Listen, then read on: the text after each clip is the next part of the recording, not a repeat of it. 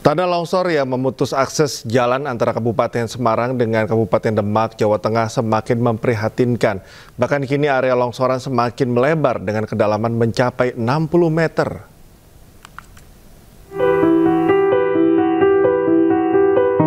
Beginilah kondisi ruas jalan di Desa Kalongan, Kecamatan Ungaran Timur, Kabupaten Semarang, Jawa Tengah. Dari pantauan udara terlihat jika longsoran tanah semakin melebar dan telah menjadi jurang dengan kedalaman mencapai 60 meter lebih dari pijakan tanah. Bencana longsor ini sebenarnya sudah terjadi sejak 3 tahun lalu, tepatnya pada Februari 2022. Jalan yang dahulunya menjadi urat nadi penghubung antara Ungaran, Kabupaten Semarang dengan Kabupaten Demak, kini berubah menjadi jurang terbuka sedalam puluhan meter. Akibatnya akses jalan terputus dan sama sekali tidak bisa dilalui baik kendaraan maupun pejalan kaki. Pemkab Semarang masih berkoordinasi dengan pemerintah pusat guna mencari solusi terbaik agar longsor tidak terus meluas hingga mendekati pemukiman warga. Dari hasil kajiannya SDM provinsi, di situ ternyata titik lokasi longsor itu di bawahnya ada mata air yang besar. Nah, cara mengatasinya dan sebagainya yang mampu menurut kami adalah pemerintah pusat. Yang kedua, tanah di situ akan terus bergerak walaupun sekarang sudah tidak seperti awal di tahun awal 2023 itu masih akan terus bergerak dari titik lokasi sekitar 100-150 meter.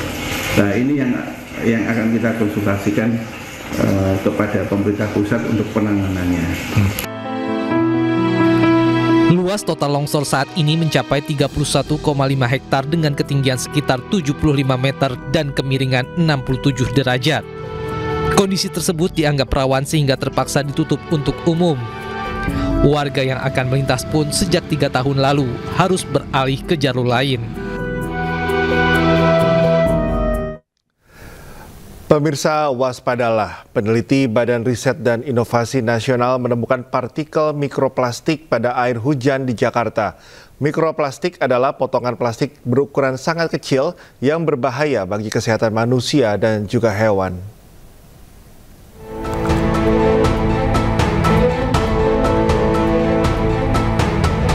Polusi plastik kini tidak hanya mencemari tanah dan laut, namun sudah mencapai udara.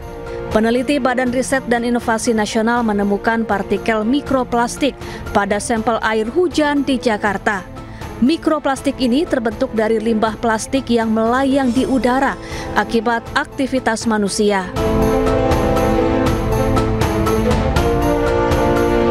Lalu, apa itu mikroplastik? Mikroplastik adalah potongan plastik berukuran sangat kecil, yakni kurang dari 5 mm yang dapat mencemari lingkungan. Selain itu, mikroplastik juga berbahaya bagi kesehatan manusia dan hewan.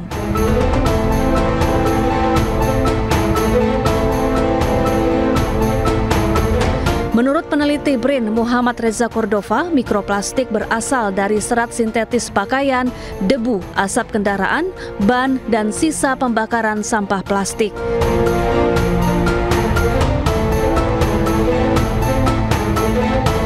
Adapun bahaya mikroplastik bagi kesehatan antara lain mengakibatkan iritasi kulit, peradangan, gangguan pernafasan, gangguan pencernaan, dan bisa meningkatkan risiko penyakit kanker.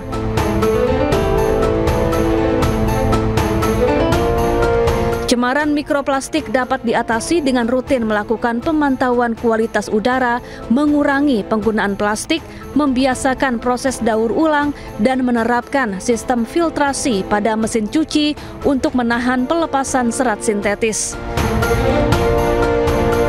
Tim Liputan iNews melaporkan. 2 penghuni rumah, ibu dan anak di Balikpapan, Kalimantan Timur tewas usai rumah mereka ambruk saat hujan deras disertai angin kencang melanda kota Balikpapan Minggu dini hari. Sementara 2 penghuni lainnya menderita luka serius.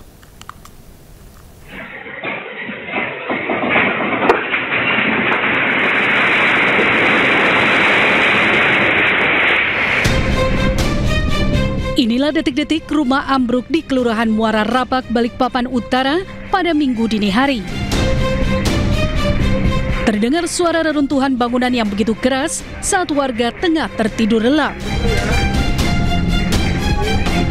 Warga yang panik selanjutnya berupaya mengevakuasi korban selamat dari reruntuhan rumah atas nama Maulina berusia 8 tahun. Peristiwa yang terjadi pada dini hari mengakibatkan korban tewas 2 orang, seorang ibu dan anak remaja berusia 15 tahun lantaran tertimpa bangunan dan 2 orang lagi masih dalam perawatan intensif. Kejadiannya sekitar jam 1.30, itu tiba-tiba langsung ambruk itu, warga juga kaget juga. Jadi ini pas di lokasi ini ada 4 orang, istri dari Bujang Said sama ada 3 putrinya. Diketahui wilayah Batu Butok Balikpapan Utara kerap terjadi pergeseran tanah lantaran terletak di perbukitan dengan drainase yang tidak memadai. Dari Balikpapan, Kalimantan Timur, Mukmin Aziz, iNews melaporkan.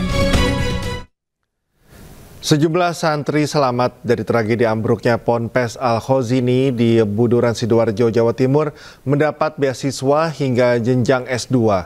Selain itu, seluruh santri selamat juga akan mendapatkan trauma healing.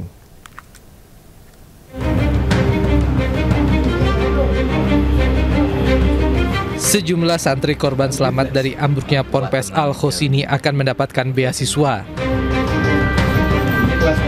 Pengasuh dan pengurus Ponpes Al-Khozini akan memberikan beasiswa bagi santri yang mengalami luka berat dan menjadi disabilitas. Mereka juga akan dibebaskan dari seluruh biaya pendidikan dan biaya sehari-hari selama menjadi santri Al-Khozini. Selain itu, seluruh korban selamat yang saat ini sedang berada di rumah masing-masing juga akan mendapatkan trauma healing. Untuk korban-korban yang mengalami cacat fisik akan tetap terus kita kawal dan kita upayakan untuk mendapatkan beasiswa sampai di S2. Tetap kita kawal proses itu dan kami sudah juga menyiapkan healing trauma healing. Dari 104 santri selamat tragedi Al-Khozini, ada 3 santri yang mengalami luka berat akibat tertimpa puing bangunan.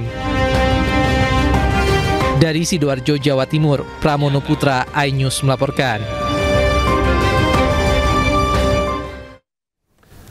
Sebelumnya, setelah hampir 3 pekan ditutup akibat tragedi ambruknya gedung Ponpes Al-Khozini di Buduran Sidoarjo, Jawa Timur kini kembali buka untuk proses belajar mengajar santri. Sejumlah santri dari sejumlah daerah pun mulai berdatangan.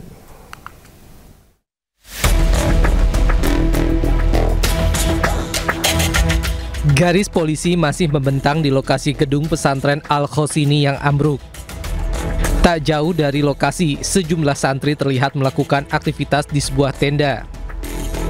Meski proses hukum atas ambruknya gedung pondok pesantren Al-Khozini Buduran Sidoarjo terus berlanjut, namun pihak pesantren akan kembali membuka aktivitas belajar mengajar.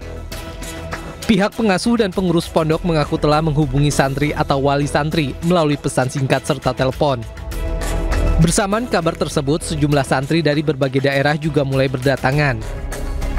Karena kondisi pondok masih ditutup polisi untuk kepentingan penyidikan, pihak pengasuh mengarahkan para santri ke kampus 2 Al-Khozini yang berjarak sekitar 300 meter dari Pondok Putra Utama.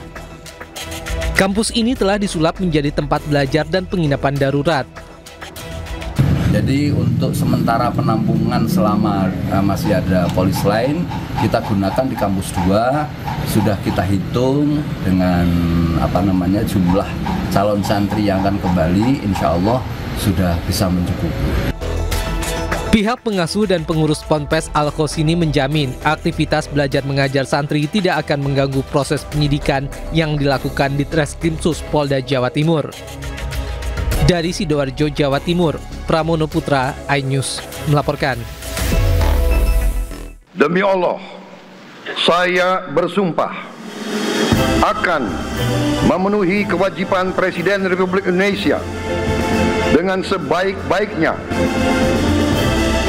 Pengeluaran-pengeluaran yang mubazir, pengeluaran-pengeluaran yang alasan untuk nyolong saya ingin dihentikan, dibersihkan.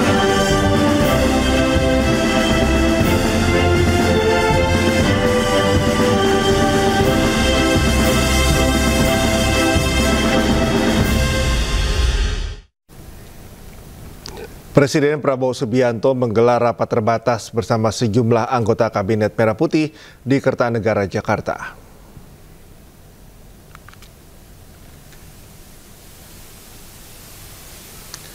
Rapat terbatas berkaitan dengan Science, Technology, Engineering, dan Mathematics atau STEM. Sebelumnya, Mensesnek menyebut Kemendikti-Saintek diberi tugas oleh Presiden Prabowo Subianto terkait program STEM atau Science, Technology, Engineering, and Mathematics. Selain itu, Presiden Prabowo juga memberikan tugas khusus untuk meneliti teknologi yang memungkinkan untuk swasembada energi dan pangan.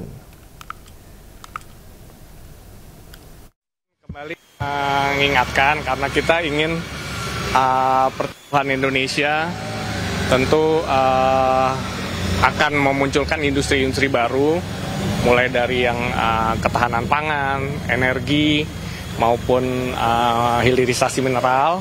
Nah, kami kembali diingatkan untuk menghitung secara cermat SDM-SDM yang dibutuhkan, termasuk juga beasiswa-beasiswa LPDP dan lain-lainnya, itu harus disesuaikan dengan rencana perkembangan industri yang akan muncul di Indonesia, sehingga apa yang dilakukan di perguruan tinggi maupun beasiswa-beasiswa LPDP dan lainnya itu sesuai jumlahnya, supaya jangan ada mismatch antara SDM yang kita siapkan di pendidikan tinggi dengan nantinya pertumbuhan industri yang ada. Ini juga tentu dikaitkan dengan berbagai program ya, baik itu MBG, Desa Nelayan maupun